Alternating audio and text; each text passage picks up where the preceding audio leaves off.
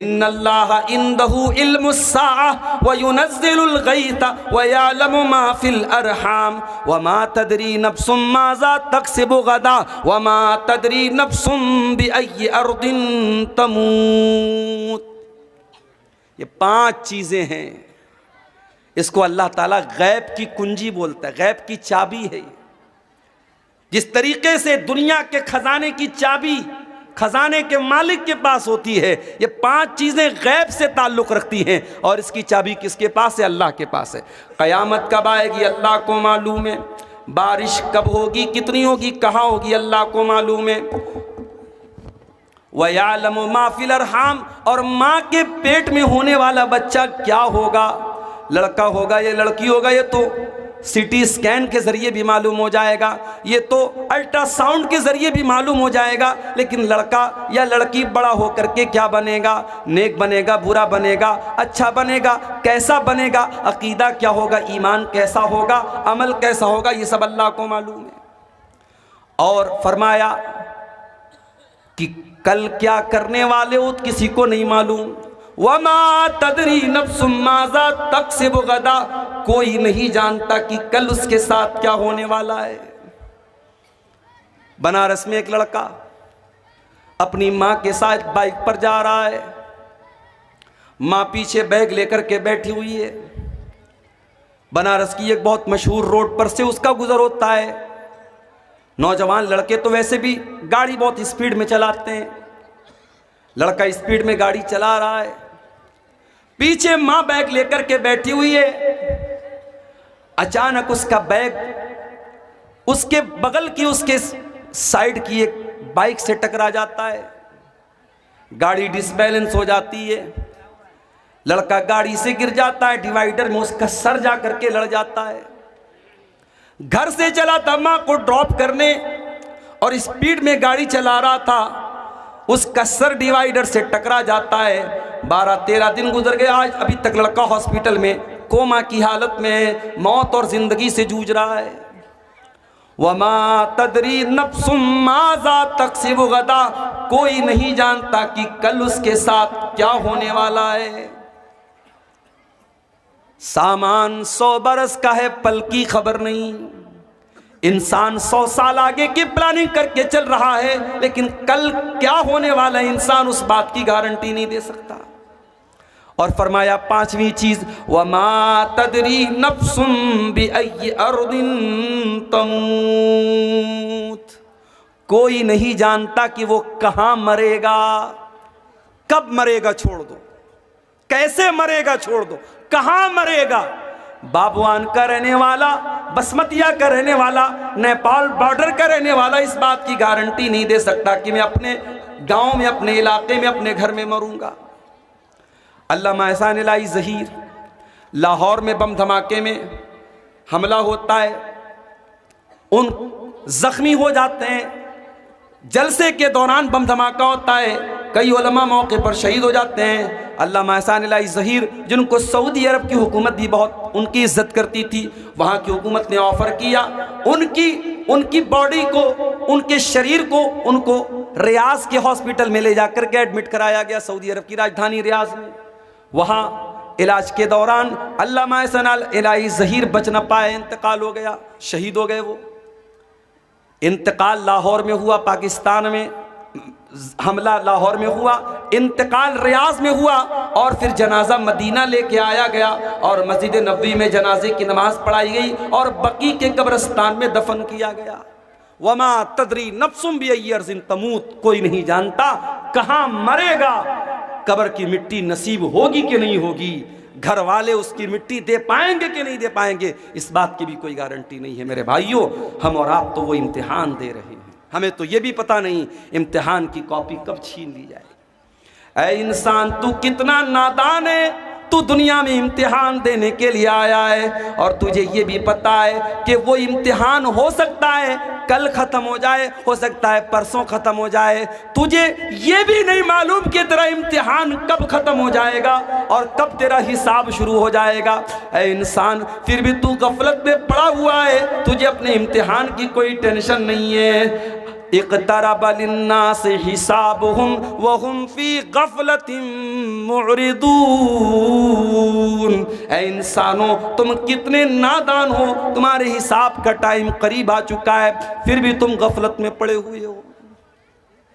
इसीलिए हमारे नबी फरमाते हैं, जाया करो कभी कभी कब्रिस्तान, ज़ूरुल क़ुबूर, ऐ मेरी उम्मत के लोगों कब्रिस्तान जाया करो। फ़इन्नहा तुज़क्किरुकुमुल आखिरा, कब्रिस्तान जाओगे, मरे हुए लोगों की कब्रों को देखोगे, जब मुर्दा लोगों के घरों को, उनकी कब्रों को देखोगे, तुम्हें आखिरत की याद आएगी, तुम्हें अपना अंजाम याद आएगा।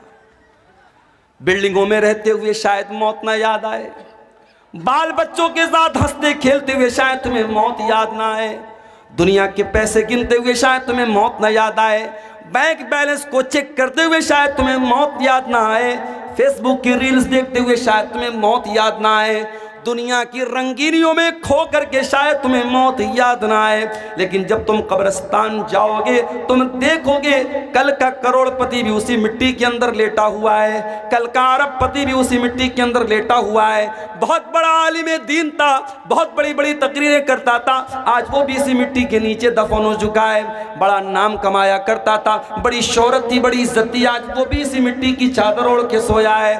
फ़इन्नहा तुज़क्किरुकुमुल आखिरा, जब तुम कब्रिस्तान को देखोगे, जब तुम कब्रों को देखोगे, तो तुम्हें मौत की याद आएगी। मौत को याद किया करो मेरे भाई। मौत हमारी औकात हमें याद दिलाती है, मौत हमारी हैसियत हमें याद दिलाती है। इंसान को जब ये लगने लगे इस दुनिया में मैं सबसे ज़्यादा सुप्रीम हूँ, मेरे ऊपर कोई ताकत नहीं, कोई पावर नहीं है, मैं सबसे बड़ा पावरफुल हूँ, मौत आकर के बता देती है कि इंसान तू किस खेत की मूली है। बहुत बड़ा बादशाह था फिरौन, बहुत बड़ा बादशाह था फिरौन, इतना बड़ा बादशाह था कि अल्लाह ताला का मजाक उड़ाता था। मूसा अलैहिस्सलाम से कहता था कि ऐ मूसा तू क्या मुझसे बात करेगा, ऐ मूसा तू क्या मुझसे बात करेगा, अरे तेरी जुबान में तो लुकनत है, तेरी जबान में लड़खड़ाहट है, ऐ मूसा तू मुझसे बात करने के लायक नहीं है। मूसा का मजाक उड़ाया, अल्लाह के नबी का मजाक उड़ाया, उसने तो अल्लाह का भी मजाक उड़ाया। कहा कि ऐ हामान मेरे लिए महल बना दे, सीढ़ी लगा दे, मैं ज़रा झांक करके देखूं कि मूसा का रब कैसा है, मूसा का अल्लाह कैसा है। उसने अल्लाह का मजाक उड़ाया, उसने मूसा अलैहिस्सलाम का मजाक उड़ाया, उसने यहाँ तक कहा हाज़िल अनहारु तजरी मिन तहती, ऐ मूसा ये देखो मैं मिस्र का बादशाह हूँ और बड़ी बड़ी नदियाँ मेरी सल्तनत में बहती हैं, मेरे महल के नीचे से दरिया बहता है, मैं तो दरियाओं का मालिक हूँ, मैं तो इन नदियों का मालिक हूँ। अल्लाह ने कहा ऐ फिरौन अब तेरे गुरूर को मैं खाक में मिलाता हूँ। फिरौन को कैसी मौत आई? फिरौन को अल्लाह ताला ने दरियाए कुलजुम में डुबा करके मार दिया। उसी दरिया में मूसा अलैहिस्सलाम के लिए रास्ता बन गया और उसी दरिया में फिरौन की कब्र बन गई, फिरौन डूब गया।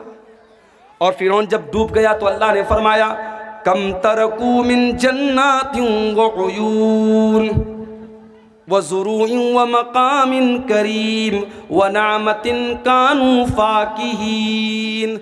देखो जरा फिरौन कितने बड़े बड़े महल छोड़ के गया था, कितने बड़े बड़े बागात छोड़ के गया था, कितने अच्छे अच्छे मकामात छोड़ के गया था। कज़ालिका व औरसनाहा कौमन आखरीन, आज फिरौन के महलों का हमने किसी और को वारिस बना दिया। महल फिरौन का है, बाग फिरौन का है और उसकी नहरें फिरौन की हैं, लेकिन आज फ़ायदा उठाने वाले और लोग हैं। इसलिए मेरे भाइयों कभी भी अपनी ताकत पर गुरूर मत करना, ताकत तो फिरौन के पास भी थी। कभी अपनी दौलत पे गुरूर मत करना। बहुत दौलत वाला आया तो दुनिया में कारून, इस कदर दौलत थी उसके पास, कुरान कहता है कि जब वो उसके खजानों की चाबियों को अल्लाह कहता है कि बड़े बड़े पहलवान व आतैनाहु मिनल कुनूज़ि मा इन्न मफातिहहु लतनू बिल उस्बति उलिल कुव्वा, बड़े बड़े पहलवान कारून के खजाने की चाबियों को बड़ी मुश्किल से उठाते थे। खजाना नहीं, खजाने की चाबियों को, खजाने के ताले की चाबियों को बड़े बड़े पहलवान बड़ी मुश्किल से उठाते थे। इतनी दौलत थी कारून के पास। जब वो सज धज करके निकलता था, कौम के लोग ठंडी सांस ले करके कहते थे काश हमारे पास भी इतनी दौलत होती। और कारून बड़े नाज से कहता था इन्नमा ऊतीतुहु अला इल्मिन, ये दौलत तो मेरी नॉलेज से मिली है, ये बाप दादा से मैंने नहीं कमाई, ये मैंने अपनी नॉलेज से कमाई है। क्या अंजाम हुआ कारून का? कारून जो अपनी दौलत पर बड़ा नाज करता था, जो अल्लाह को नहीं मानता था, जो आखिरत को नहीं मानता था, फखसफना बिही व बिदारिहिल अर्दा, अल्लाह ने कारून को भी ज़मीन में धंसा दिया, उसके सारे खजाने को, सारे महल को ज़मीन में धंसा दिया। मेरे प्यारे साथियों, कभी अपनी दौलत पर भी गुरूर न करना। गुरूर का अंजाम बड़ा बुरा होता है और मौत आकर के इंसान के गुरूर को खाक में मिला देती है। इसीलिए अल्लाह ताला सूरह वाक़िया के अंदर कहता है फलौला इदा बलगतिल हुल्क़ूम व अंतुम हीनइज़िन तंज़ुरून व नहनु अक़रबु इलैहि मिनकुम वलाकिन ला तुबसिरून। मेरे बंदो, जब जान निकलने का टाइम आता है, जब रूह निकलने का टाइम आता है और तुम देखते हो तुम्हारा करीबी इंसान मर रहा है, तुम्हारा बाप मर रहा है, तुम्हारी माँ मर रही है, तुम्हारी बीवी मर रही है, तुम अपनी आंखों से मरता हुआ देख रहे हो लेकिन तुम कुछ नहीं कर सकते। फलौला इन कुंतुम गैर मदीनीन तरजिऊनहा इन कुंतुम सादिकीन। अगर तुमको ये लगता है कि तुम्हारे ऊपर किसी का कंट्रोल नहीं है, किसी का पावर नहीं है, किसी की ताकत नहीं है, तो ज़रा तुम मरने वाले को मौत से बचा करके दिखा दो। मरना तो है मेरे भाई, और मौत आएगी, हम बच नहीं सकते, बच नहीं सकते हैं। हम शीश महल में भी जाके अपने आप को कैद कर लें, अल्लाह कहता है युद्रिकुमुल मौत वलौ कुंतुम फी बुरूजिम मुशय्यदा। अगर तुम शीशा पिलाई हुई दीवार, अगर तुम लोहे को पिघला करके दीवार में पैक कर दो अपने आप को, वहां पर भी तुमको मौत आएगी। मौत का फरिश्ता वहां भी तुमको आकर के तुमको पकड़ लेगा, तुम अल्लाह की पकड़ से नहीं बच सकते मेरे भाई। इंसान मर गया, अब मरने के बाद इंसान ये तमन्ना करता है, आए अल्लाह एक मौका और दे दे, मैं दुनिया में दोबारा आना चाहता हूँ। किस लिए आना चाहते हो? क्या बिटिया की शादी करना बाकी था, शादी करने के लिए आना चाहते हो? क्या अपना मकान जो तुम बनवा रहे थे अभी अधूरा है, अपने मकान को पूरा करने के लिए दुनिया में आना चाहते हो? क्या अपने गांव में कोई ज़मीन खरीदना चाहते हो? क्या कोई मकान बनाना चाहते हो? क्या बेटे की शादी करना चाहते हो? क्यों आना चाहते हो? अल्लाह फरमाता है हत्ता इदा जाअहदहुमुल मौत क़ाल रब्बिरजिऊन लअल्ली अअमलु सालिहन फीमा तरक्तु। बंदा कहता है अल्लाह एक मौका और दे दे, मैं वादा करता हूँ मैं दुनिया में आकर के नेक अमल करूँगा। आए अल्लाह अब मुझे समझ में आ गया है, अब दोबारा मैं दुनिया में आऊँगा तो मैं कोई तुझको नाराज़ करने वाला काम न करूँगा, कोई गुनाह का काम न करूँगा, कोई पाप न करूँगा। आए अल्लाह बस एक चांस और दे। अल्लाह फरमाता है मेरे बंदे इन्नहा कलिमतुन हुवा क़ाइलुहा व मिन वराइहिम बरज़खुन इला यौमि युबअसून। अल्लाह फरमाता है मेरे बंदे अब तुझे कोई चांस मिलने वाला नहीं है, जो चांस मिला था मिल चुका, जो मौका मिलना था मिल चुका। एक ही मौका मिलेगा, एक ही चांस मिलेगा मेरे नौजवान साथियों, वो चांस हमें और आपको यहाँ मिला है। अब इस इम्तिहान में अगर हम फेल हो गए तो दुनिया में जिस तरीके से जो लोग मुजरिम होते हैं उनको दुनिया वाले जेल में डाल देते हैं, अल्लाह ताला ने अपने मुजरिमों के लिए भी एक जेल बनाई है और उस जेल का नाम जहन्नम है। और जहन्नम कितनी खतरनाक जेल है, कितनी खतरनाक कैद खाना है, कितना खतरनाक कैद खाना है और कितनी खतरनाक जगह है। आओ ज़रा कुरान में इसका नक्शा देखते हैं। अल्लाह कुरान के 30वें पारे में फरमाता है इन्ना जहन्नम कानत मिरसादा लित्तागीन माबा लाबितीन फीहा अहकाबा। ये जहन्नम घात में बैठी है, ये जहन्नम प्रतीक्षा कर रही है, ये जहन्नम इंतज़ार कर रही है, ये जहन्नम इंतज़ार कर रही है किसका? अल्लाह के मुजरिमों का, अल्लाह के बागियों का, अल्लाह के कानून को तोड़ने वालों का, अल्लाह के कानून को तोड़ने वालों का ठिकाना है ये जहन्नम।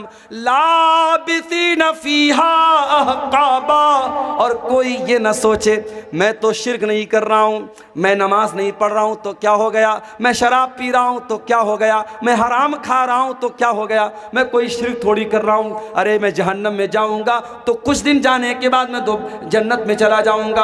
अगर इस गलत फहमी में हो मेरे प्यारे साथियों तो याद रखो जहन्नम के अज़ाब की जो सजा है वो एक पल भी बर्दाश्त करने के काबिल न होगी। और अल्लाह तो कह रहा है लाबिसीन फीहा अहकाबा, जहन्नम में कितने अरसे तक इंसान पड़ा रहेगा, अल्लाह का मुजरिम पड़ा रहेगा नहीं मालूम, बहुत लंबे टाइम तक जहन्नम में पड़ा रहेगा। दुनिया में जब टेम्परेचर हाई होता है इंसान को दो चीज़ों की ज़रूरत पड़ती है। राजस्थान में एक जगह है बाड़मेर, पूरे भारत में सबसे ज़्यादा गर्मी वहीं पड़ती है। आप जाएंगे वहाँ नहीं रह पाएंगे, आप वो गर्मी बर्दाश्त नहीं कर पाएंगे। जिस तरीके से लेह और लद्दाख में जीरो के नीचे पारा हो जाता है सर्दी के मौसम में और पूरे मकान और घरों में बर्फ जम जाता है, उस तापमान में और उस टेम्परेचर में हम और आप बहुत मुश्किल से रह सकते हैं, वैसे बाड़मेर की गर्मी में हम नहीं रह सकते। अभी हमारे इंडिया में 47 डिग्री की गर्मी सबसे ज़्यादा मानी जाती है। अभी साइंटिस्ट लोगों का कहना है कि अगर ये गर्मी 50 तक पहुंच गई तो हालात बर्दाश्त के बाहर हो जाएंगे। और मैं एक बात अपनी तकरीरों में भी कहता हूं कि पानी की कदर किया करो मेरे भाइयों। ये जो पानी हम लोग बहाते हैं, फजूल बहाते हैं, सरकारी पानी आ रहा है, नल खोल दिया बह रहा है, एक बाल्टी पानी में नहा सकते हैं, 4-4 बाल्टी पानी में नहा रहे हैं, एक कपड़े को एक बाल्टी में धो सकते हैं, 10-10 बाल्टी बर्बाद कर रहे हैं। पानी को बर्बाद न करो मेरे भाइयों। अफ्रीका की राजधानी है केप टाउन, केप टाउन के अंदर जितना ग्राउंड के अंदर पानी है सब पानी खत्म हो चुका है। साउथ अफ्रीका की राजधानी है केप टाउन, वहां पानी खत्म हो चुका है ग्राउंड पर। और साइंटिस्ट का कहना है कि अगर भारत में पानी की बर्बादी नहीं रुकी तो 2040 तक भारत के बड़े बड़े शहरों में, दिल्ली, मुंबई, चेन्नई, बेंगलोर में ग्राउंड के अंदर, जमीन के अंदर का पानी खत्म हो जाएगा। पानी बहुत बड़ी नेमत है, पानी का इस्तेमाल बहुत एहतियात के साथ किया। हमारे नबी की सुन्नत भी है, हमारे नबी सल्लल्लाहु अलैहि वसल्लम बहुत कम पानी में वज़ू कर लेते थे और बहुत कम पानी में गुस्ल कर लेते थे। हमारे यहाँ तो माशाअल्लाह नल का इंतज़ाम है, टोटी का इंतज़ाम है, खोल लिया तो लोग बेदर्दी से पानी बहा रहे हैं। मेरे प्यारे साथियों, पानी की कदर करो, पानी बहुत बड़ी नेमत है। जब गर्मी बढ़ती है तो पानी की ज़रूरत पड़ती है, गर्मी बढ़ती है तो ठंडक की ज़रूरत पड़ती है। अल्लाह फरमाता है ला यज़ूक़ून फ़ीहा बरदन वला शराबा, जहन्नम के अंदर ना तो जहन्नमियों को ठंडक मिलेगी ना पानी मिलेगा। प्यास लगेगी पानी चाहिए, पानी भी नहीं है, गर्मी लगेगी ठंडक चाहिए, ठंडक भी नहीं मिलेगी। इल्ला हमीमन व गस्साका, उनको मिलेगा तो खौलता हुआ गर्म पानी मिलेगा, उनको मिलेगा तो पीपो मवाद मिलेगा, उनको मिलेगी तो गलीज किस्म की चीज़ें मिलेंगी जो ना खा सकते हैं ना पी सकते हैं। अल्लाह अकबर, ये जहन्नमियों का हाल होगा मेरे भाई। ला यज़ूक़ून फ़ीहा बरदन वला शराबा इल्ला हमीमन व गस्साका जज़ाअन विफ़ाक़ा। अल्लाह फरमाता है ऐ मेरे बंदो, हम जहन्नमियों के साथ कोई जुल्म नहीं करेंगे, कोई अत्याचार उनके साथ न होगा, ये उनके करतूतों का फल होगा, ये उनके करतूतों की सज़ा होगी, हम तो इंसाफ करेंगे। जानते हो दुनिया में सबसे खतरनाक तराजू जो होता है वो ज्वेलर का तराजू होता है, सोनार का तराजू होता है। हो सकता है चंदे में कुछ औरतों ने अपने जेवरात भी दिए हों, औरतें जो नाक में नथिया पहनती हैं, आप सोनार के यहाँ जाएंगे, सोनार अपने तराजू पर नाक की नथिया को रख के बता देगा इसका वजन कितना है। औरतें कान में बाली पहनती, बड़ी हल्की होती है, उस बाली को सोनार अपने तराजू पे रखेगा, उसका वजन सामने आ जाएगा। ये दुनिया के तराजू का हाल है। अल्लाह ताला क़यामत के दिन भी एक तराजू रखेगा, और वो तराजू कैसा होगा? आओ कुरान में पूछते हैं अल्लाह ताला से। अल्लाह फरमाता है व नदउल मवाज़ीनल क़िस्त लियौमिल क़ियामह फला तुज़लमु नफ्सुन शैआ व इन कान मिस्क़ाल हब्बतिन मिन खरदलिन अतैना बिहा व कफ़ा बिना हासिबीन। हम क़यामत के दिन इंसाफ का तराजू रखेंगे और क़यामत के दिन किसी के साथ कोई जुल्म सितम न होगा। एक राई के दाने के बराबर भी अगर कोई चीज़ होगी अल्लाह फरमाता है मेरे तराजू पर सामने आ जाएगी। व कफ़ा बिना हासिबीन, और मेरे बंदो जब हम हिसाब लेंगे तो एक एक चीज़ का हिसाब लेंगे, हम तो किसी को न छोड़ेंगे। फमन यामल मिस्क़ाल ज़र्रतिन खैरन यरा वमन यामल मिस्क़ाल ज़र्रतिन शर्रन यरा। एक जर्रा बराबर भी नेकी करोगे, एक जर्रा बराबर भी गुनाह करोगे, अल्लाह के तराजू पर सामने आ जाएगा। इसीलिए जब अल्लाह ताला ने कुरान में कहा कि जिसका नाम अमाल हम दाहिने हाथ में देंगे उसका आसान हिसाब लेंगे, तो अम्मा आयशा ने पूछा था अल्लाह के नबी आसान हिसाब कैसे लिया जाएगा? तो अल्लाह के नबी ने फरमाया आसान हिसाब का मतलब ये है इन्नमा ज़ालिकल अर्ज़ु, कि अल्लाह ताला के सामने बंदे का अमल पेश किया जाएगा और अल्लाह ताला बस देख करके नज़रअंदाज कर देगा, ये आसान हिसाब है। वमन नूकिश हलका, और जिसके नाम अमाल की जांच पड़ताल होगी, जिसके एक एक अमल को चेक किया जाएगा, जिसको चेक किया जाएगा कि इसने क्या क्या किया है, वो तो हलाक हो जाएगा, बर्बाद हो जाएगा। मेरे प्यारे साथियों गौर करो, मेरे प्यारे साथियों, इतनी खतरनाक जेल है अल्लाह ताला की जहन्नम। उस जहन्नम से अपने आप को बचाने के लिए हम क्या इंतजाम कर रहे हैं? दुनिया में कहीं आग लग जाए, फायर ब्रिगेड वालों को जल्दी से बुलाया जाता है, फिर भी आग लग जाए तो बहुत मुश्किल हो जाता है लोगों को बचाना। अभी हमारे घर पे शादी थी, छोटे भाई की, हमारे शादी में औरतों का जहां खाना चल रहा था, चाट का वहां पे वो स्टॉल लगा हुआ था, चाट वाले के स्टॉल में गैस का चूल्हा लगा था। अचानक उसके गैस के चूल्हे से आग निकलने लगी।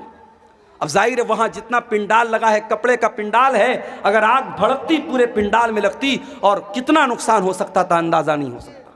अल्लाह का करम हुआ, फौरन वो आग बुझाई गई, नुकसान नहीं हुआ, कोई नुकसान नहीं हुआ। एक हल्की सी आग लगती है और बहुत तेजी के साथ फैल जाती है। जहन्नम की आग दुनिया की आग से 70 गुना ज्यादा खतरनाक होगी। अल्लाह के नबी फरमाते हैं इन्नहा फुस्सिलत अला नारिकुम, दुनिया की आग जहन्नम की आग दुनिया की आग से 70 गुना ज्यादा खतरनाक होगी। दुनिया की आग तो पेट्रोल और डीजल से जलती है, जहन्नम की आग फरमाया या अय्युहल्लज़ीना आमनू कू अनफुसकुम व अहलीकुम नारा, ऐ ईमान वालो अपने आप को और अपने घर वालों को जहन्नम की आग से बचाओ, जिसका ईंधन इंसान और पत्थर होंगे। इंसानों से जलेगी वो आग, पत्थरों से जलेगी वो आग। वो जहन्नम कितनी गहरी होगी, उसकी गहराई का अंदाजा हम नहीं लगा सकते। सही मुस्लिम की रिवायत, अल्लाह के नबी फरमाते हैं बहुत तेज धमाके की आवाज सुनी।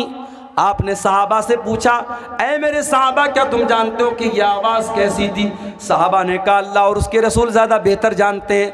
आपने फरमाया हाजा हजरुन रुमिया बिही फिन्नार मुंज़ु सबईन खरीफा, ऐ मेरे सहाबा 70 साल पहले जहन्नम के अंदर एक पत्थर गिराया गया था, आज जा करके वो जहन्नम की गहराई तक पहुँचा है, आज जा करके वो जहन्नम की तह तक पहुँचा है। यानी एक पत्थर को जहन्नम के अंदर गिराया जाए तो 70 साल के बाद वो पत्थर जहन्नम की गहराई तक पहुँचता। इतना खतरनाक है जहन्नम की गहराई। मेरे प्यारे साथियों, उस जहन्नम की आग से हम अपने आप को बचाने के लिए क्या इंतज़ाम कर रहे हैं? हमारे प्यारे नबी जनाब मोहम्मद रसूलुल्लाह सल्लल्लाहु अलैहि वसल्लम तो उसी जहन्नम की आग से हमको बचाने के लिए आए थे।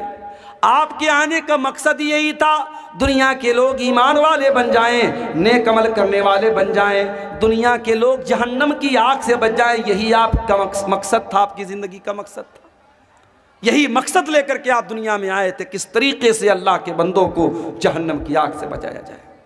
यही आपका मिशन था और इसी की टेंशन आपको रहा करती थी और इतना सोचा करते थे आप कि अल्लाह ताला कुरान में कहता है फलअल्लका बाखिउन नफ्सका अला आथारिहिम इल्लम युमिनू बिहादल हदीथ असफा। ऐ नबी, आपको लोगों के ईमान लाने की इतनी चिंता है, इतनी फिक्र है, कहीं इस चिंता में आप अपने आप को हलाक न कर दें, कहीं ख़त्म न कर दें। अल्लाह के नबी फरमाते हैं, ओ लोगों, मेरी मिसाल और तुम्हारी मिसाल तो ऐसी है जैसे कोई इंसान आग जलाता है और आग जैसे वो जलाता है वैसे ही परवाने और पतंगे उस आग में जल जल के मरने लगते हैं। वो दूर करने की कोशिश करता है मगर वो परवाने नहीं मानते और बार बार उस आग में कूद करके मरते हैं। अल्लाह के नबी फरमाते हैं, अना आखिजुम बिहुजज़िकुम अनिन नार, हो लोगो, मैं तुम्हारी कमर पकड़ पकड़ के तुमको जहन्नम की आग से बचा रहा हूँ। व अंतुम तक़तहिमून फ़ीहा, लेकिन तुम जहन्नम के अंदर जा रहे हो। अच्छा एक बात बताओ, क्या कोई बाप कभी चाहेगा कि अपने बेटे को आग में डाल दे? कभी नहीं चाहेगा। आग में डालना तो बड़ी दूर की बात है, बच्चे को जरा सी आग की चिंगारी भी पहुंचे, बाप अगर वाकई में बाप है, उसके सीने में बाप का दिल है, अपने बेटे को हल्की सी चिंगारी में भी मुब्तला नहीं देख सकता। हमारे प्यारे नबी इस उम्मत के रूहानी बाप थे। हमारे नबी के दिल में एक बाप अपने बच्चों का जितना खैर खा होता है, जितना भलाई चाहने वाला होता है, उससे कहीं ज़्यादा भलाई चाहने वाले हमारे नबी थे। इसीलिए हमारे नबी ने एक एक चीज़ बता दी, कौन सा काम करोगे तो जहन्नम में जाओगे और कौन सा काम करोगे तो जहन्नम से बचोगे। आपने फरमाया, इत्तकुन नार वलौ बिशिक्की तमरा, ऐ लोगो, जहन्नम की आग से अपने आप को बचा लो, वलो बिशिक्की तमरा, अगर एक खजूर का टुकड़ा तुम दे करके अल्लाह की राह में सदका करके अगर बचा सकते हो, अगर अल्लाह की राह में एक खजूर का टुकड़ा तुम दान दे करके, चंदा दे करके, सदका दे करके अगर अपने आप को जहन्नम की आग से बचा सकते हो तो बचा लो। अल्लाह के नबी ने बहुत सारे ऐसे अमाल बताए। आपने फरमाया मन सल्लल बरदैनी दखलल जन्ना, जो फजर की नमाज और असर की नमाज, जो दो ठंडी नमाजें, जो इन दोनों नमाजों को पाबंदी से पढ़ेगा वो जन्नत में जाएगा। बहुत सारे अमाल आपने ऐसे बताए हैं जो हमको जहन्नम से बचाने वाले और जन्नत में लेकर के जाने वाले। अब आइए कुछ ऐसे अमाल भी आपके सामने बयान कर दूं जो जहन्नम में लेकर के जाने वाले हैं। इसलिए कि बीमारी का इलाज ये भी होता है कभी कभी कि हम बीमारी को जान जाएं। कहते हैं ना, जानकारी ही बचाव है। जब हमें ये मालूम हो जाए कि ये चीज़ हमको जहन्नम में लेकर के जाने वाली है, हम उससे अपने आप को बचाएंगे, इंशाअल्लाह हम जहन्नम से जाने से इंशाअल्लाह बच जाएंगे। आइए ज़रा कुरान उठाते हैं मेरे प्यारे साथियों, वो कौन सी चीज़ें जो जहन्नम में लेकर के जाने वाली हैं। सबसे पहली चीज़ और सबसे खतरनाक चीज़ जो जहन्नम में लेकर के जाने वाली है, कुरान कहता है, इन्नल्लाहा ला यगफिरु अन युशरक बिही व यगफिरु मा दून ज़ालिका लिमन यशा। अल्लाह ताला शिर्क को माफ़ नहीं करेगा। अल्लाह के साथ किसी और को शरीक किया जाए, किसी और की इबादत की जाए, इसको अल्लाह ताला बर्दाश्त नहीं करेगा। अल्लाह के यहाँ इस गुनाह की माफ़ी नहीं है। आज कितने मुसलमान हैं, उनके गले में देखो धागा पड़ा हुआ है, उनके हाथ में देखो धागा पड़ा हुआ है, और वो धागे के ऊपर ये अकीदा रखते हैं कि जब तक ये धागा मैं पहने हुए हूँ तब तक मैं बीमार न पड़ूंगा, मुझे नज़र न लगेगी, मेरा बच्चा बीमार न पड़ेगा। मेरे प्यारे साथियों, कितने मुसलमान हैं जो बुतों के आगे नहीं तो कम से कम कब्रों के आगे जा कर के सजदा कर रहे हैं, कितने पेड़ के आगे जा कर के धागा बांध रहे हैं, कितने मुसलमान हैं जो जानवरों तक की बनाई हुई कब्रों पर जा कर के सर झुका रहे हैं। मौलाना अल्ताफ हुसैन हाली ने बड़ा सच्चा नक्शा खींचा था, कहा था, करे गैर गर बुत की पूजा तो काफिर, कवाकिब में माने करिश्मा तो काफिर, झुके आग पर बहरे सजदा तो काफिर, जो ठहराए बेटा खुदा का तो काफिर,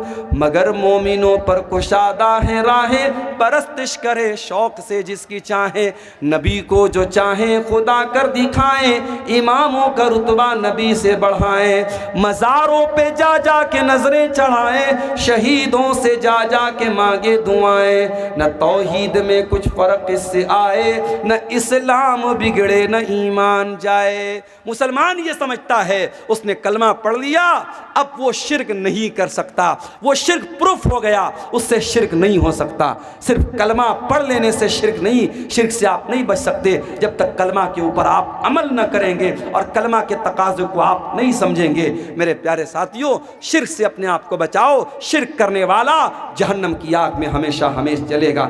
इन्नहु मन युशरिक बिल्लाहि फ़क़द हर्रमल्लाहु अलैहिल जन्नह व मअवाहुन नार व मा लिज़्ज़ालिमीन मिन अंसार। जो शिर्क करेगा वो हमेशा जहन्नम में रहेगा, उसका कोई मददगार नहीं होगा। और आगे बढ़िए, शिर्क तो नहीं करता है इंसान, कुफ्र करता है। कुफ्र का मतलब क्या होता है? जितनी चीज़ों पर ईमान लाना अनिवार्य है, ज़रूरी है, उसमें से किसी चीज़ का इनकार कर देना। अब ये भी नोट कर लो कि 6 चीज़ों पर ईमान लाना ज़रूरी है। अल्लाह पर, उसके फरिश्तों पर, उसकी किताबों पर, उसके रसूलों पर, क़यामत के दिन पर और तकदीर पर। ये 6 चीज़ें हैं जो ईमान के अरकान हैं, जो पिलर्स ऑफ ईमान हैं। इन 6 में से किसी का भी इनकार कर दे, कोई फरिश्तों को ना माने, कोई अल्लाह की किताबों को ना माने, कोई क़यामत को ना माने, कोई तकदीर को ना माने, इन 6 चीज़ों का इनकार करने वाला काफिर है, काफिर। और अल्लाह फरमाता है वमन यकफुर बिल ईमानी फ़क़द हबिता अमलुहु व हुवा फ़िल आखिरति मिनल खासिरीन।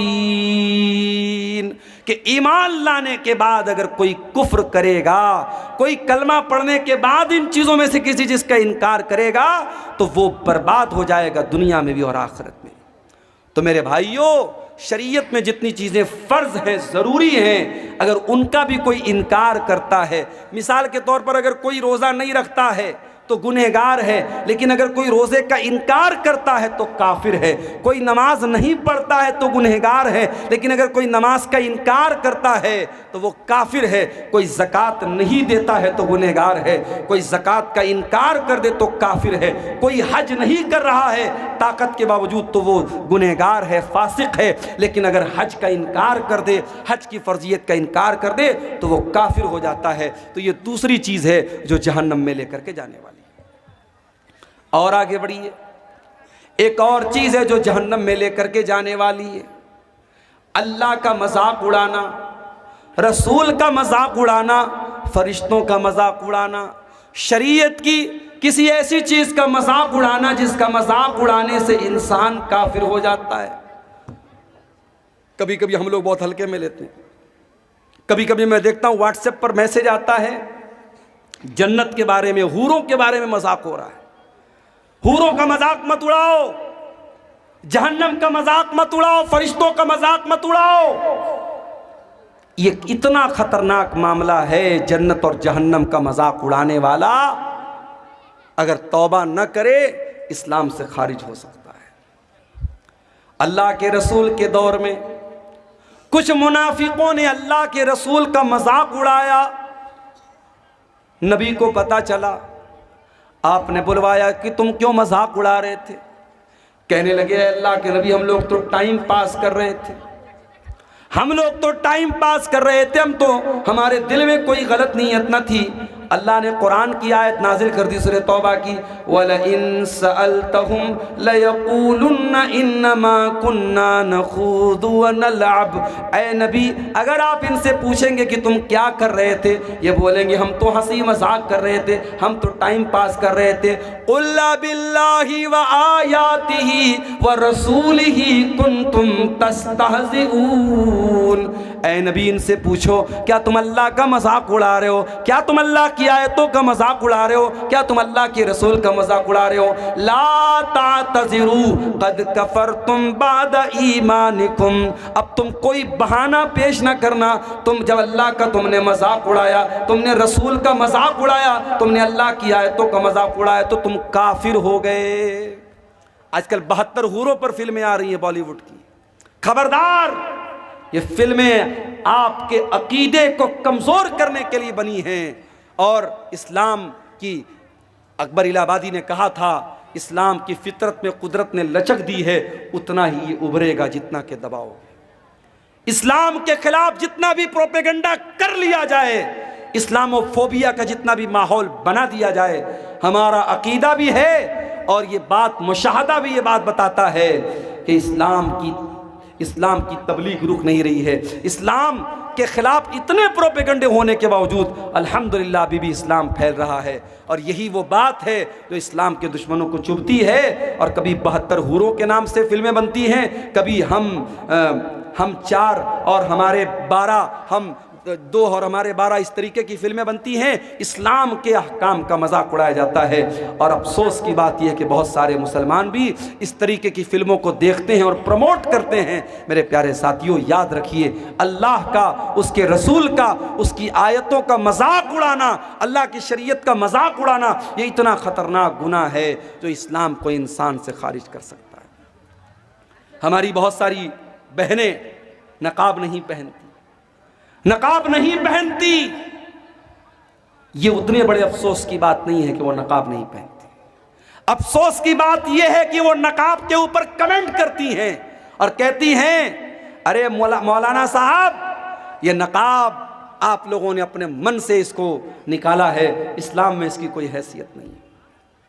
यहां तक औरतें कहती हैं जो पर्दा से दूर भागती हैं, जो बेहया औरतें होती हैं, वो कहती हैं, अरे पर्दा वर्दा क्या होता है, इंसान का दिल पाक होना चाहिए, इंसान की नजर पाक होनी चाहिए।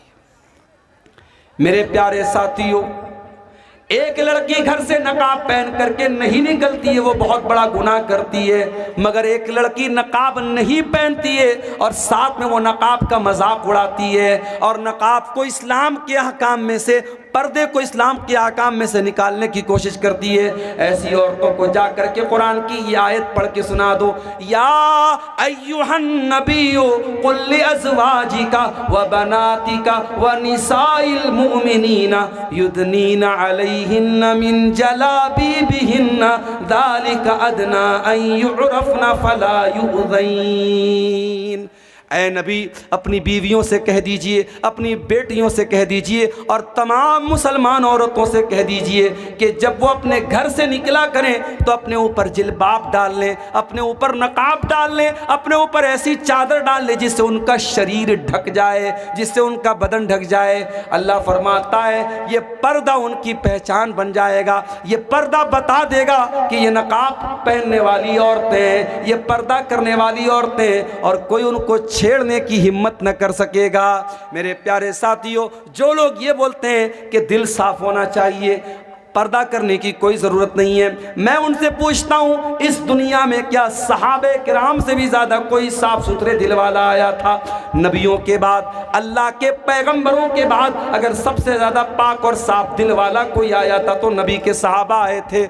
और इस दुनिया में सबसे नेक औरतें अगर थीं तो नबी की बीवियाँ थीं। लेकिन कुरान कहता है नबी की बीवियों के बारे में भी कि उनको भी पर्दा करना है। और अल्लाह ताला अपने नबी के सहाबा से कहता है कि जब तुम अब नबी के घर में जाओ और तुम्हें कोई सामान मांगना है नबी की बीवियों से, फस्अलूहुन्ना मिन वराइ हिजाब, तो पर्दे की आड़ से मांगो, डायरेक्ट मत जाओ। ज़ालिकुम अत्हरु लिक़ुलूबिकुम व क़ुलूबिहिन्ना, इसी में तुम्हारे दिल की भी पाकी है, इसी में उनके दिल की भी पाकी है। मेरे प्यारे साथियों, कुरान 1400 साल पहले बता रहा है कि पर्दा करने के बाद दिल पाक होता है, पर्दा के बगैर दिल पाक नहीं होता है। एक बात और बोल दूं, लड़की जवान हो गई, अब चाहे टीचर सामने हो, चाहे चाचा हो, चाहे कोई भी, चाचा का नाम तो मैंने ऐसे ले लिया, टीचर हो, कोई भी ऐसा रिश्तेदार हो जो गैर महरम हो, अगर गैर महरम है तो जवान लड़की को उससे पर्दा करना है। वहां ये नहीं चलेगा कि साहब मेरे गांव के हैं। मैंने एक मरतबा तकरीर में बोल दिया था, बड़ा उस पर बवाल भी हुआ, एक लड़की के बारे में जो बहुत मशहूर हुई थी पूरे इंडिया में। वो नकाब में एक स्कूल कॉलेज में जा रही थी और उसके ऊपर जब फिरका परस्तों ने हमला करने की कोशिश की, उसने नारे तकबीर लगाया था, पूरी दुनिया में उस लड़की का बड़ा नाम वायरल हुआ था। लेकिन बाद में एक और वीडियो आया जिसमें मैंने देखा कि एक अजनबी आदमी, एक कोई भी अजनबी आदमी उसके घर जाता है उसको शाबाशी देने के लिए और उस जवान लड़की के कंधे पर हाथ रखता है। तो जाहिर है कि हम उस लड़की के जज्बे की अपनी जगह कदर करते हैं, मगर जो चीज़ गलत है वो गलत रहेगी। शरीयत ये कहती है कि अगर कोई मर्द बहुत नेक है और कोई औरत बहुत नेक है, लेकिन अगर दोनों गैर महरम हैं तो दोनों को प्राइवेसी अगर मिलेगी, दोनों तन्हाई में मिलेंगे, अकेले में मिलेंगे, तो तीसरा शैतान होगा। ला यख्लुवन्ना रजुलुम बिइम्रातिन इल्ला वसालिसुहुम शैतान। अगर कोई मर्द किसी औरत के साथ अकेले में होगा तो तीसरा शैतान हो। चाहे लड़की आलिमा हो, लड़का आलिम हो, लड़की बहुत अपने दौर की नेक हो और लड़का अपने दौर का बहुत बड़ा अल्लाह का वली हो, अगर लड़का और लड़की, मर्द और औरत अगर गैर महरम हैं और अकेले में मिल रहे हैं तो तीसरा शैतान होगा। मेरे प्यारे साथियों, आप सोच नहीं सकते हमारी शरीयत ने कहां कहां से समाज में पनपने वाली बुराइयों को रोका है। ये जो आज हम रोना रोते हैं ना, समाज बड़ा दूषित हो रहा है, बड़ा गंदा हो रहा है, ये बेहयाई बड़ी फैल रही है, ये गंदगी बड़ी फैल रही है। क्यों फैल रही है, कभी इस पर आपने गौर किया? आज इतने बड़े बड़े जलसे और प्रोग्राम होने के बावजूद हमारे इलाकों की शादियों में आज भी वो तमाम बुराइयां हो रही हैं जिससे उलमा मना करते हैं। तमाम बेपर्दगी हो रही है शादी ब्याह में जो इस्लाम के अंदर हराम है। तमाम रस्मों रिवाज पर अमल हो रहा है जिसकी कोई हैसियत नहीं इस्लाम के अंदर। आपने शादी भी, मैं गाड़ी लेकर के आ रहा था, 4 व्हीलर लेकर के बीरपुर में जब पहुंचा, हमारे ड्राइवर साहब ने देखा कि पूरे दोनों तरफ फाटक लगा हुआ है। मैंने ड्राइवर साहब से कहा कि लग रहा है मौलाना तारिक साहब ने बहुत दूर तक गेट लगवाया, बड़ा लंबा चौड़ा इंतजाम है। आगे बढ़ा तो पता लगा साहब शादी हो रही है। कोई शादी थी और ऐसी शादी थी, दूर दूर तक गेट लगा हुआ है और गाना बज रहा है, डीजे बज रहा है। आज वो किसी गैर मुस्लिम की शादी थी। बताना ये चाहता हूं कि आज एक दिन की शादी की खुशी के नाम पर लोग लाखों रुपए खर्च कर देते हैं। और गैर मुस्लिम की बात नहीं, मुसलमान भी करता है। अभी उत्तर प्रदेश के मेरठ शहर में एक शादी हुई, वहां दुल्हे को शादी के मौके पर 2.5 करोड़ रुपए मिले हैं और निकाह पढ़ाने वाले मौलवी साहब को 11 लाख रुपए मिले हैं। और एक रस्म होती है घड़ी पहनाई, दुल्हे को साली लोग घड़ी पहनाती हैं, उस घड़ी की पहनाई की जो है वो जो पैसा उसका दिया गया 11 लाख रुपए उसका दिया गया। हमारे यहाँ मदरसे में एक दिन चर्चा चल रही थी कि मदरसे में पढ़ाना छोड़ के चल के हम लोग मेरठ में निकाह पढ़ाएं, एक निकाह का 11 लाख रुपया मिल रहा है। तो ये मुसलमान, ये हालात हैं इस कौम के। इस कौम के बच्चे भूखे मर रहे हैं, जिस कौम की औरतें, बेवा औरतें खाने को तरस रही हैं, इस कौम की यतीम बच्चियां बदकारी का रास्ता अपना रही हैं, उस कौम के नौजवान शादी ब्याह पर इतनी फजूल खर्ची कर रहे हैं। उत्तर प्रदेश के सिद्धार्थनगर में एक शादी हुई, मुसलमान की शादी है और नोटों की बारिश कर रहा है दुल्हा। 20 लाख रुपए उसने पानी की तरह बारात पे बहा दिए। ये सारे करतूत हम करते हैं, उसके बाद हम कहते हैं कि हमारे साथ फला जगह ये क्यों हो रहा है, हमारे साथ फला जगह ये क्यों हो रहा है, हमारी मस्जिदों पर क्यों निशाना साधा जा रहा है, हमारे मदरसों पर क्यों निशाना साधा जा रहा है। मेरे प्यारे साथियों, हमें अपना मुहासबा करने की ज़रूरत है, अपने गिरबानों में झांकने की ज़रूरत है। मेरे नबी ने तो निकाह को इतना आसान कर दिया। आपने फरमाया इन्ना आज़मन निकाही बरकतन ऐसरुहु मऊनतन, सबसे ज़्यादा बरकत उस निकाह में होती है जिसको सबसे कम खर्च में निपटाया जाए। नबी के दौर में निकाह होता था, बहुत मामूली खर्च में निकाह हो जाता था। और ऐसा नहीं कि नबी के दौर में सब गरीब लोग थे, उसमें उस्मान गनी के जैसे करोड़पति लोग भी थे, उसमें अब्दुर्रहमान बिन औफ के जैसे करोड़पति लोग भी थे। दौलत वाले होते थे या गरीब होते थे, बड़े सिंपल तरीके से निकाह कर लेते थे और बीवी को ले आते थे। और वहाँ एक नहीं 4-4 बीवियों का रिवाज था। इस्लाम ने अगर मर्द के पास ताकत है तो 4 बीवियों तक की इजाज़त दी, इसमें कोई शर्म की बात नहीं है। आज एक मर्द जिना करके 10 औरतों के साथ जिना करे, उतना बुरा नहीं माना जाता। अगर कोई बेचारा उसके पास ताकत है, जिस्मानी एतबार से, माली एतबार से, अगर वो एक के साथ साथ दूसरी बीवी कर ले, दूसरी शादी कर ले, बवाल हो जाता है साहब। पूरे गाँव वाले उसका जीना हराम कर देते हैं और पहली बीवी और उसके घर वाले तो उसका जीना हराम कर ही देते हैं। याद रखो मेरे भाइयों, हलाल को मुश्किल बनाओगे हराम आसान हो जाएगा। और आज हराम आसान हो चुका है और हमारी और आपकी सोच से बहुत ऊपर जा चुका है। ज़िनाकारी और बदकारी मुस्लिम समाज में इतनी आम होती चली जा रही है। मेरे पास आए दिन फोन आता है और ऐसे ऐसे मसले पूछे जाते हैं, अल्लाह की पनाह, शर्म आती है। मौलवी साहब, लड़के ने लड़की के साथ गलत काम कर लिया, फिर लोगों ने शादी करा दी, शादी के 3 महीने के बाद बच्चा हो गया, अब क्या किया जाए? क्या दोबारा निकाह करना पड़ेगा? ये वो मसले हैं, उनका जवाब क्या देना है वो एक अलग मसला है। लेकिन मुसलमानों की सोसाइटी में इस तरीके के मसले पैदा हों, ये सोचने की बात है मेरे प्यारे साथियों, ये अफसोस करने की बात है, ये अफसोस करने का मकाम है। हलाल को मुश्किल बनाओगे, हराम आसान हो जाएगा। शादियों को आसान करो। नौजवानों, तुमसे भी कहता हूं, अपने बाप से जाके कह दो, अपनी माँ से जाके कह दो, मेरी शादी सुन्नत के मुताबिक करो, आसान तरीके से करो। अपने ससुर के ऊपर बोझ न बनो, अपने होने वाले ससुर के ऊपर बोझ न बनो, किसी तरीके के जहेज के चक्कर में न पड़ो। आसान और सिंपल लाइफ गुजारो, इज्जत और खुददारी के साथ। ससुराल से मिलने वाले बेड से बेहतर है चटाई पर लेट करके जिंदगी गुजार दो। ससुराल से मिलने वाले फ्रिज का ठंडा पानी पीने से बेहतर है कि घड़े का ठंडा पानी पी के गुजारा कर लो। ससुराल से मिलने वाली बाइक पर चलने से बेहतर है अपनी कमाई की साइकिल पर अपनी बीवी को बिठा करके चलो। मेरे प्यारे साथियों, इज्जत और खुददारी आपके हाथों में है, अब आप खुद डिसाइड कर लीजिए हमको क्या करना है। मेरे अजीजों, ज़िनाकारी वो गुनाह है जो जहन्नम के अंदर लेके जाने वाला है। अल्लाह कहता वला तक़रबुज़्ज़िना इन्नहु काना फ़ाहिशतन व साअ सबीला।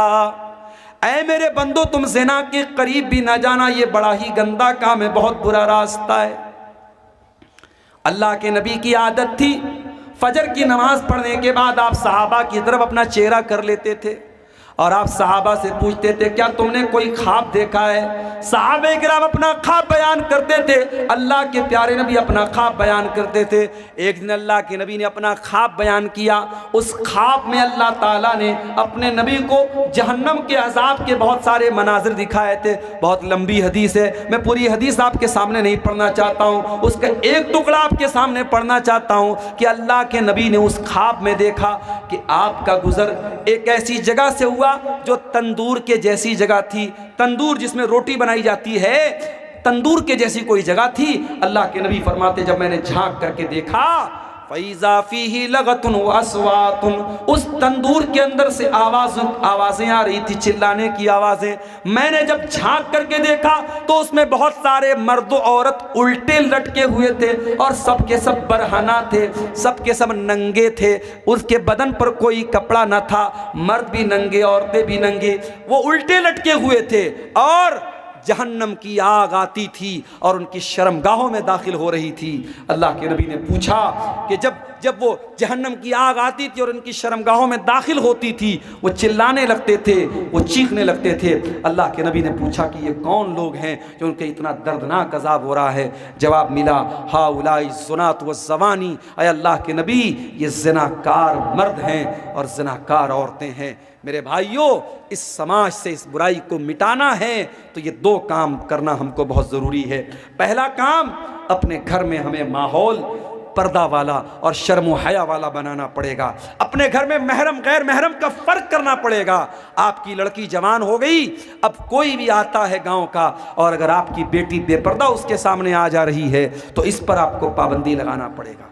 मैं जानता हूं जिस माहौल में ये चीज़ें आम हो जाती हैं वहाँ बचना बहुत मुश्किल हो जाता है, मगर मैं ये भी जानता हूँ कि साउथ अफ्रीका का क्रिकेटर हाशिम अमला, अगर उस मुल्क में जहाँ हर तरफ नंगी औरतें घूमती हों, अगर उस मुल्क में उसकी बीवी सर से पैर तक नकाब में चल सकती है, तो आपके इलाके में अगर ये पर्दे का माहौल ना हो, लेकिन अगर आप चाहेंगे, अगर बाप चाहेगा, अगर माँ चाहेगी, तो उसकी बेटी इस माहौल पर भी इंशाअल्लाह अमल करेगी।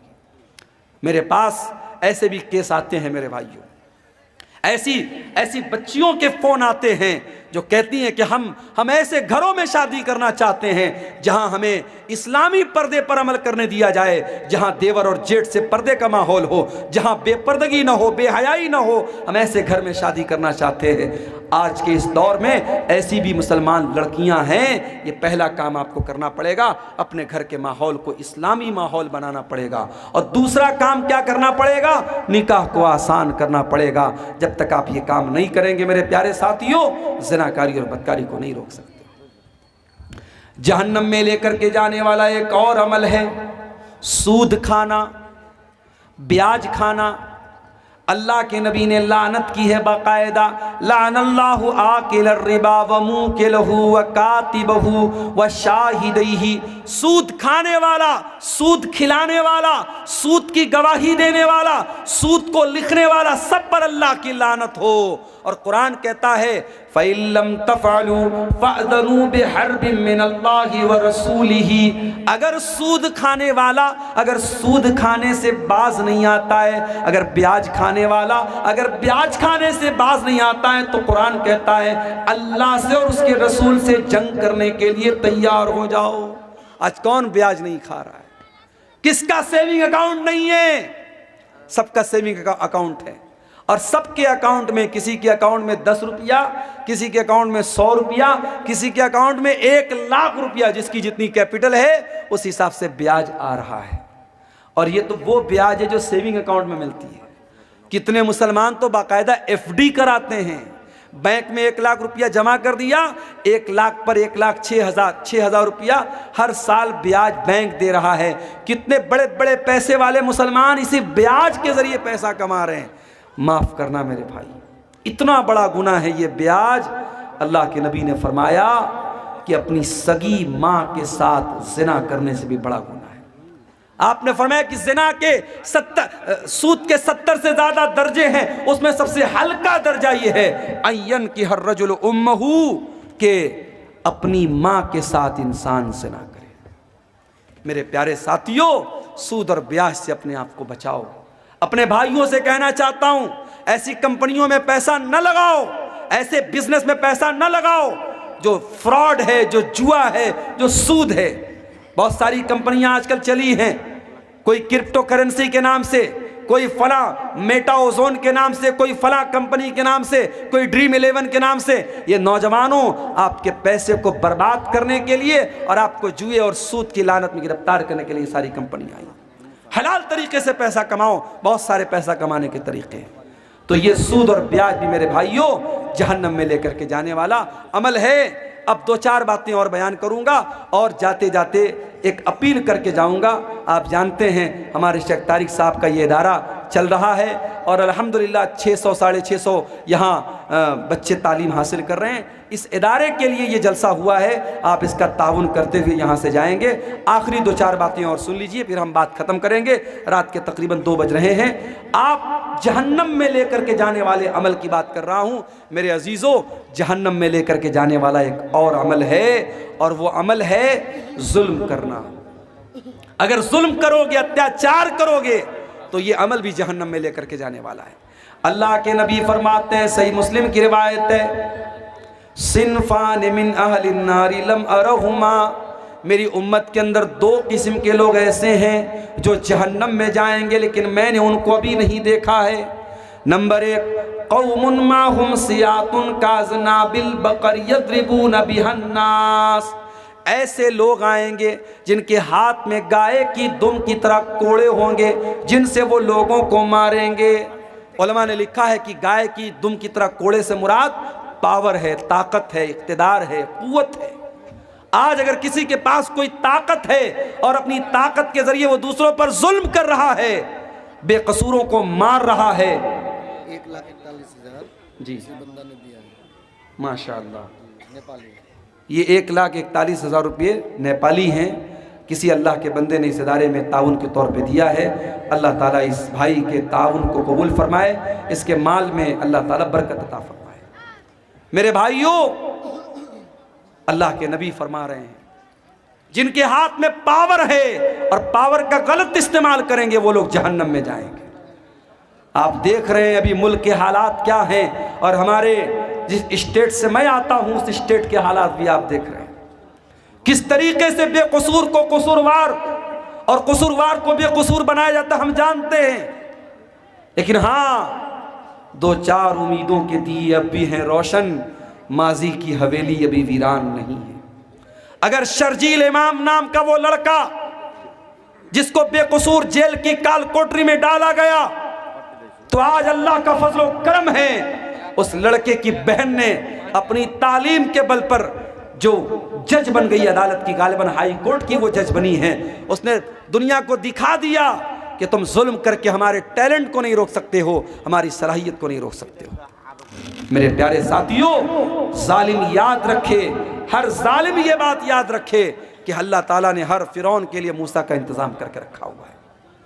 और उसके बाद अल्लाह के नबी फरमाते हैं, जहन्नम में जाने वाली दूसरी किस्म होगी उन औरतों की, वह निसाउन कासियातुन आरियातुन मुमीलातुन माइलातुन, ऐसी औरतें जहन्नम में जाएंगी जो कपड़ा पहन करके भी नंगी होंगी, गैर मर्दों को अपनी तरफ माइल करेंगी और खुद भी उनकी तरफ माइल हो जाने वाली होंगी। ला यदखुलनल जन्ना, ऐसी औरतें जन्नत के अंदर नहीं जाएंगी। वला यजिदन रिहा, और जन्नत में जाना तो बहुत दूर की बात है, वो जन्नत की खुशबू भी नहीं पाएंगी। तो ये अमल भी मेरे प्यारे साथियों जहन्नम में लेकर के जाने वाला है। और आगे बढ़िए, किसी का हक मार लेना, किसी की जमीन पर नाजायज कब्जा कर लेना, भाई का अपनी बहन का हक मार लेना, बाप का अपनी बेटी का हक मार लेना, पड़ोसी का पड़ोसी का हक मार लेना, ये भी बहुत बड़ा गुनाह है। अल्लाह के नबी फरमाते, मन नक़द शिब्रम मिनल अर्दी, जो किसी की ज़मीन पर एक बालिश्त, एक बित्ता अगर किसी की ज़मीन पर नाजायज़ कब्ज़ा कर लेगा तो फ़िक़ मिन सबी अर्दीन यौमल क़ियामा, तो क़यामत के दिन उसको 7 ज़मीनों का तौक़ उसकी गर्दन में डाला जाएगा। ये ज़मीन, ये जायदाद सब यही रह जाएगी मेरे भाई। किसी की ज़मीन पर नाजायज़ कब्ज़ा करके आप अपने बच्चों के लिए शायद फ्यूचर बना दें, मगर अपना फ्यूचर आप खराब कर लेंगे, अपने आप को जहन्नम का हकदार बना लेंगे। आज कितनी ज़मीनें लोग हड़पते हैं, हम दूसरों से क्या शिकवा करें। आज कब्रिस्तान की ज़मीन पर, ईदगाह की ज़मीन पर और मस्जिदों की ज़मीनों पर लोगों ने नाजायज़ कब्ज़ा करके रखा है। अल्लाह के नबी फरमाते हैं, अगर किसी की ज़मीन, एक बित्ता भी अगर किसी की ज़मीन पर, औरतों की जानिब से, ये कितना है, कुछ गिनती नहीं है, ये ख़वातीन की तरफ से, औरतों की तरफ से अमाउंट आया है। इसमें कुछ इंडियन हैं, कुछ नेपाली हैं। अल्लाह ताला इन तमाम हमारी माँ बहनों की इस उनके ताउन को कबूल फरमाए और मज़ीद उनको अल्लाह की राह में ताउन देने की तौफ़ीक़ अता फरमाए। शेख फ़िरोज़ आलम नदवी साहब ने 50,000 रुपये का ताउन पेश किया है। आप मुदीरुल जामिअतुल इस्लामिया रियाज़ुल उलूम हैं। अल्लाह ताला शेख मोहतरम के इस अतिया को कबूल फरमाए, इनके माल में, इनके अहल वयाल में बरकत अता फरमाए, और हमारे वो भाई जो अभी तक इस काम में पीछे रहे उनको भी अल्लाह ताला तौफ़ीक़ दे कि वो आगे बढ़ें और इस कार्य खैर में हिस्सा लें। अल्लाह ताला आप सबके ताउन को कबूल फरमाए। तो मेरे अजीज़ों, जहन्नम में लेकर के जाने वाला एक अमल, इंसान दूसरे का हक मारता है, ये भी एक बहुत बड़ा अमल है। और आगे बढ़िए, जहन्नम में लेकर के जाने वाला एक और अमल है, उसका ताल्लुक हमारे बदन के एक ऐसे हिस्से से है जो है तो बहुत छोटी सी चीज़ मगर इतनी ख़तरनाक है कि बड़ी बड़ी जंगें करा देती हैं, जिसको हम ज़बान कहते हैं। ज़बान का गुनाह भी इंसान को जहन्नम में लेकर के जाता है। अल्लाह के प्यारे नबी ने सल्लल्लाहु अलैहि वसल्लम ने एक मरतबा हज़रत मुआज़ इब्न जबल से फरमाया, उनको बहुत सारी बातें आपने बताई, सदका के बारे में बताया, नमाज के बारे में बताया, जिहाद के बारे में बताया। फिर आपने फरमाया कि ऐ मुआज़, क्या मैं इन तमाम बातों का खुलासा तुमको न बता दूं? उन्होंने कहा, क्यों नहीं है अल्लाह के रसूल, ज़रूर बता दीजिए। आपने अपनी ज़बान की तरफ इशारा करके फरमाया, अम्लिका लैका लिसानक, ऐ मुआज़ अपनी ज़बान को कंट्रोल कर लो, ये सारी चीज़ों का खुलासा है। हज़रत मुआज़ इब्न जबल ने कहा, ऐ अल्लाह के रसूल, व इन्ना लमुआखज़ून बिमा नतकल्लमु बिही, ऐ अल्लाह के नबी, क्या अपनी ज़बान से जो हम बोलते हैं क्या उस पर भी अल्लाह ताला हमारी पकड़ करेगा? आपने फरमाया, ऐ मुआज़, मैं तो तुमको बहुत समझदार आदमी समझता था। ऐ मुआज़, तेरी माँ तुमको गुम कर दे, वहल युकब्बुन्नासु अला मनाखिरिहिम इल्ला हसाइदा अलसिनतिहिम, क़यामत के दिन लोग अपनी नाक के बल घसीट करके जहन्नम में जाएंगे इसी अपनी ज़बान की करतूतों से। ये गाली इसी ज़बान से बकी जाती है, किसी की इज्जत इसी ज़बान से उतारी जाती है। 9,500 रुपये ये कसीमुद्दीन साहब हैं कोई, इन्होंने 9,500 रुपये का गैर कद्र ताउन इस इदारे के लिए दिया है। अल्लाह ताला इनके ताउन को कबूल फरमाए। ये किसी और भाई ने भी 500 रुपया दिया है, अल्लाह ताला इन तमाम चंदा देने वालों के चंदे को कबूल फरमाए, इनकी नेकी को अल्लाह कबूल करे, इनके माल में बरकत अता फरमाए। मेरे अजीज़ों, जहन्नम में लेकर के जाने वाली बहुत बड़ी चीज़ ज़बान से किए जाने वाले गुनाह है। गीबत, चुगली, किसी की इज्जत उतारना, किसी को जलील करना, ये सारे काम इसी ज़बान से किए जाते हैं। खबरदार, अपनी ज़बान को संभाल करके रखो मेरे प्यारे साथियों। कहते हैं मन समत नजा, जो खामोश रहा वो बच गया। और अल्लाह के नबी सल्लल्लाहु अलैहि वसल्लम फरमाते हैं कि जो अल्लाह के ऊपर और क़यामत के दिन के ऊपर ईमान रखता है, फल यकुल खैरन औ लियस्मुत, वो बोले तो अच्छी बात बोले वरना चुप रहे। मेरी प्यारी माँ और बहनों, आपसे भी कहना चाहूँगा, अपनी ज़बान पर काबू रखिए। ज़बान से किए जाने वाले गुनाह भी औरतों को जहन्नम में लेकर के जाएंगे। मर्दों को तो लेके जाएंगे ही जाएंगे, औरतों के ज़्यादा जहन्नम में जाने की वजह उनकी ज़बान होगी। और आगे बढ़िए, एक और गुनाह है जो जहन्नम में लेकर के जाता है। हर जुमा के खुतबे में हम सुनते हैं, वकुल्लु मुहदसतिन बिदा वकुल्लु बिदातिन ज़लाला वकुल्लु दलालतिन फिन्नार।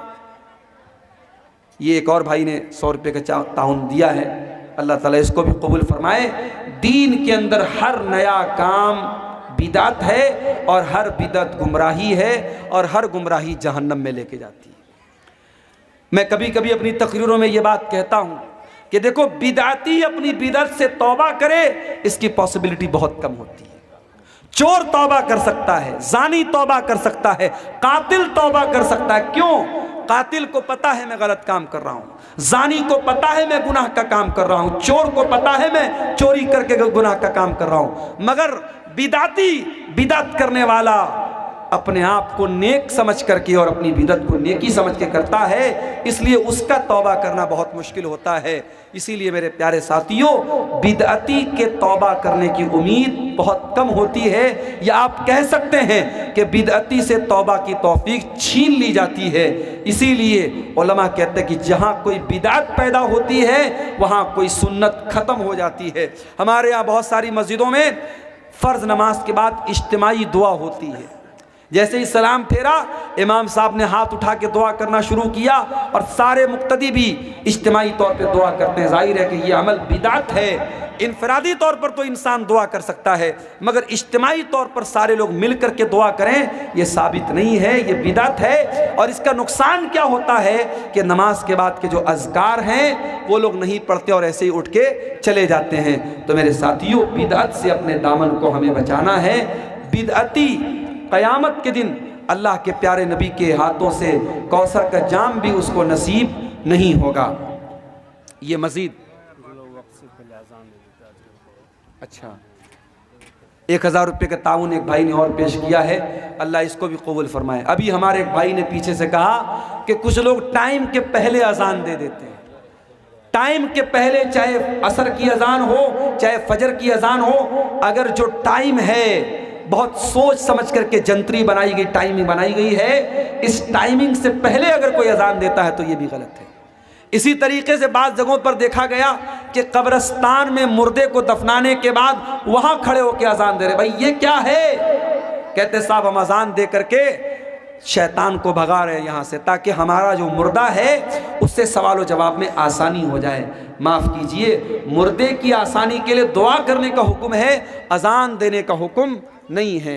इसलिए मेरे अजीज़ों, आप बिदअत के हर तरीके से अपने आप को बचाइए। एक भाई पूछ रहे हैं कि रियाकारी से बचने का क्या तरीका है? रियाकारी से बचने का एक तरीका तो ये है कि आप जब भी कोई नेकी करें, इस एहसास के साथ और इस फीलिंग के साथ करें कि किसी को पता न चले, चुपके से नेकी कर। वो कहावत है ना, नेकी कर दरिया में डाल, ये एक आदत डाल लें। दूसरी बात है कि अपनी नेकी के बारे में बयान न करें लोगों से।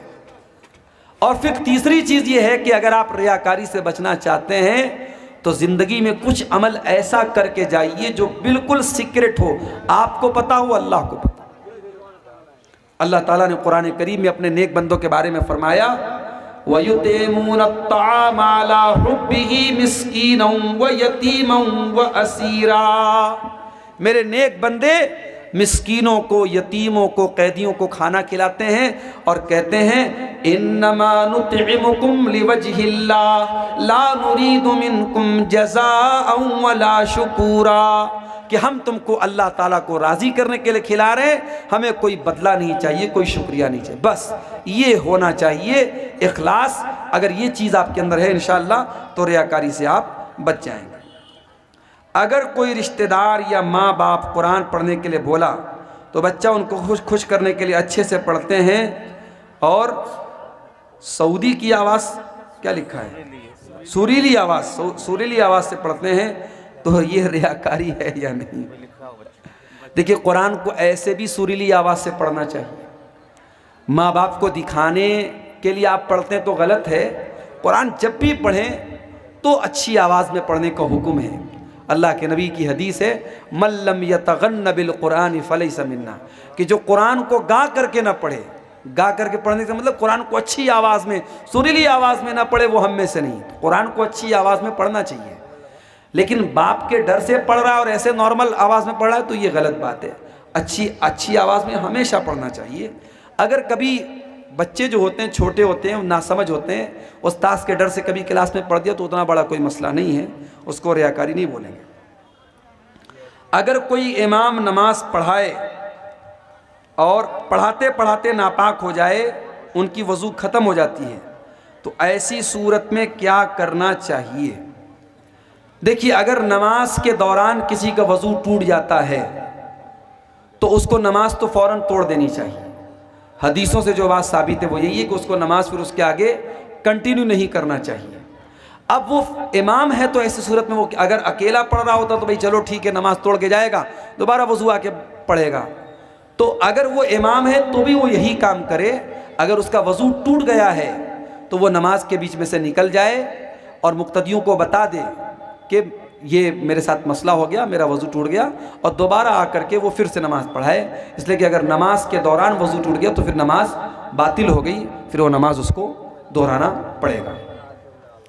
हज़रत उमर फ़ारूक रज़ियल्लाहु अन्हु की शहादत का जो वाक़या है कि उनके ऊपर जब अबू लुलू फ़िरोज़ ने हमला किया था तो वो गिर पड़े थे, लेकिन उन्होंने गिरते हुए अब्दुर्रहमान बिन औफ को आगे बढ़ाया और बाकी नमाज उन्होंने पढ़ाई। तो वहाँ मसला दूसरा था, वहाँ नमाज बातिल नहीं हो रही थी। यहाँ आपने जो सवाल पूछा है कि नमाज वज़ू टूट जाए, वज़ू टूट रहा है, तो ऐसी सूरत में फिर नमाज को दोहराना पड़ेगा। किसी और को इमाम बनाने से काम नहीं चलेगा। अगर कोई और इमाम बनेगा तो फिर शुरू से नमाज पढ़ाना पड़ेगा। वल्लाहु आलम बिस्सवाब। तो मेरे भाइयों, ये जहन्नम में लेकर के जाने वाले चंद आमाल आपके सामने मैंने बयान किए हैं, और बातें और भी हैं, लेकिन अब मैं देख रहा हूँ काफ़ी ताख़ीर भी हो गई और काफ़ी लोग हमारे यहाँ से ठंडी की वजह से, चूँकि ठंडी भी बढ़ रही है, मैं आखिर में यही कहूँगा कि जहन्नम जैसी ख़तरनाक जगह से हमें और आपको अल्लाह ताला से पनाह भी मांगनी चाहिए और हमें दुआ भी करनी चाहिए अल्लाह ताला से कि हमें जहन्नम के अज़ाब से बचाए, और इसी तरीक़े से हमें वो आमाल भी करने चाहिए जो हमें जहन्नम में लेकर के जाने से बचा लें। सवाल पूछा गया कि बिदअती के पीछे नमाज होगी या नहीं होगी। देखिए इसमें थोड़ी सी तफसील है। अगर कोई बिदअती है और आपको मालूम है कि ये ऐसी बिदअत करता है जो इंसान को इस्लाम से खारिज कर देती है, मिसाल के तौर पर कोई इमाम नमाज पढ़ा रहा है और वो कब्र पे सजदा करता है, गैरुल्लाह से मदद मांगता है, तो जाहिर है कि ये बिदअत तो कुफ्र तक लेके जा रही है, शिर्क तक लेके जा रही है। ऐसे इमाम के पीछे आप नमाज नहीं पढ़ेंगे। लेकिन अगर कोई बिदअती है लेकिन उसकी बिदअत ऐसी बिदअत नहीं है जो कुफ्र तक लेके जाती हो, तो वो बिदअती है, गुनहगार है, लेकिन उसके पीछे आप नमाज पढ़ सकते हैं। लेकिन जानबूझ करके कसदन अच्छे इमाम को छोड़ करके, मुत्तबे सुन्नत इमाम को छोड़ करके ऐसे बिदअती इमाम के पीछे नमाज नहीं पढ़े। जहाँ मजबूरी की बात हो, आप बाज़ार में जा रहे हैं, मार्केट में जा रहे हैं और कोई मस्जिद आ गई, तो वहाँ आप नमाज पढ़ सकते हैं। लेकिन अगर ये कन्फर्म है कि वो बिदअती जो है वो कोई शिरकिया अमल कर रहा है, तो फिर उसके पीछे आप नमाज नहीं पढ़ेंगे। अल्लाह ताला से दुआ है रब्बुल आलमीन हमें नेक अमल और अच्छी समझ की तौफीक अता फरमाए। रब्बुल आलमीन इस इदारे को, जिस इदारे की तरफ से आज का प्रोग्राम हुआ है, शेख तारिक साहब का ये इदारा है, अल्लाह इस इदारे को दिन दूनी रात चौगुनी तरक्की अता फरमाए। जिन भाइयों ने ताउन पेश किया है, अल्लाह उनके ताउन को कबूल फरमाए। जो अभी तक पीछे रह गए हैं, अल्लाह उनको आगे बढ़ करके इस कार्य खैर में हिस्सा लेने की तौफीक अता फरमाए। अल्लाह ताला हम सब की इस हाज़िरी को कबूल फरमाए। आमीन व आखिर दावाना अनिल हम्दुलिल्लाहि रब्बिल आलमीन।